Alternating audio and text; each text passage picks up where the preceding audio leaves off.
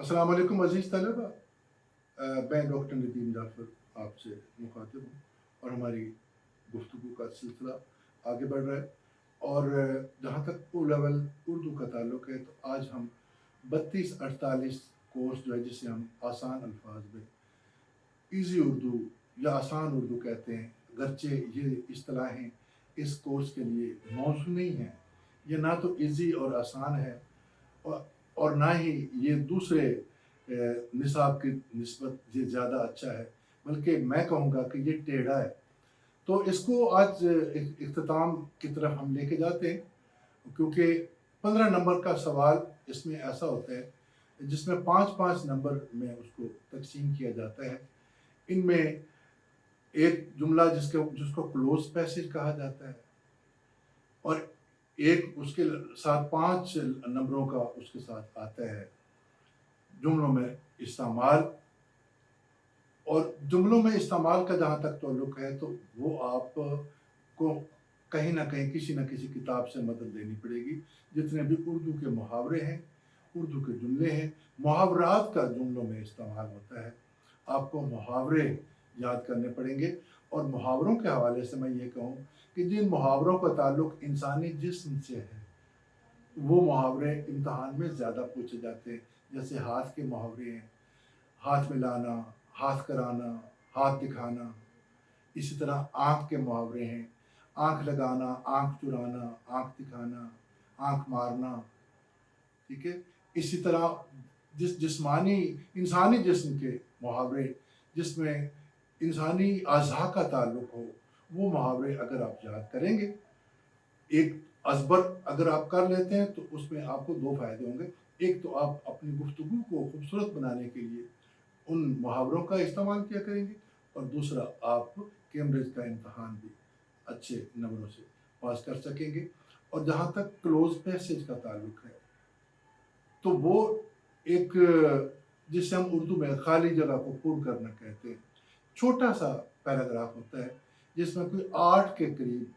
خالی جگہ دی ہوتی ہیں، 8 سے 10، اور وہ الفاظ نیچے انہوں نے بے ربط انداز میں دیے ہوئے ہوتے ہیں، یعنی کہ ضروری نہیں ہوتا کہ اوپر والے پیسج میں جو خالی جگہ نمبر 1 پہ ہے، نیچے نمبر 1 پہ پہلا لفظ وہ دیا جائے جو وہاں لگنا ہے، اور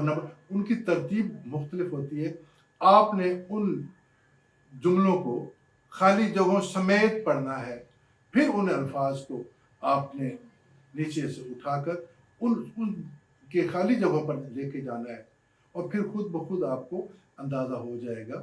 کہ کون سا لفظ کس جگہ پر، ونس اگین کہوں گا کہ نگینے کی طرح فٹ ہوتا ہے۔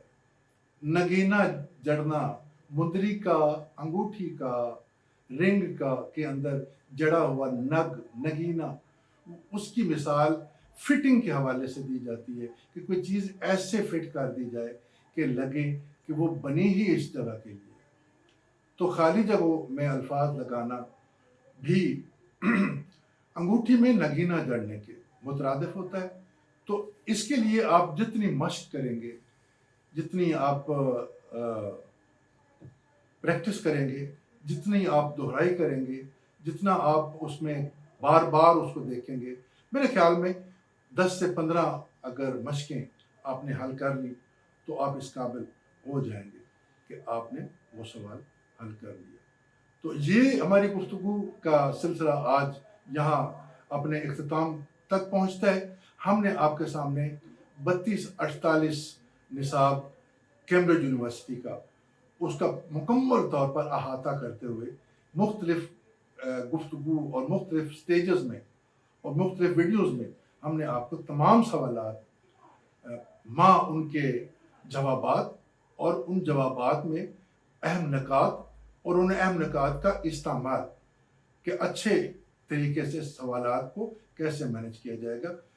مجھے پوری امید ہے، امید واثق ہے، اور میرا یقین کامل ہے کہ آپ نے اس گفتگو سے کافی کچھ سیکھا ہوگا۔ اور اگر اس سلسلے میں کوئی سوال، کوئی آپ کی غلط فہمی یا کوئی ایسی چیز جو آپ کو سمجھ نہ آ رہی ہو تو اس کے لیے میرا نمبر بھی موجود ہے میرے چینل میں، تو آپ مجھ سے براہ راست بھی پوچھ سکتے ہیں، مجھے واٹس ایپ بھی کر سکتے ہیں، مجھے کال بھی کر سکتے ہیں، اور کوئی کسی بھی قسم کی الجھن کا آپ مجھ سے حل پوچھ سکتے ہیں۔ سلامت رہیں اور دعا میں یاد رکھیے۔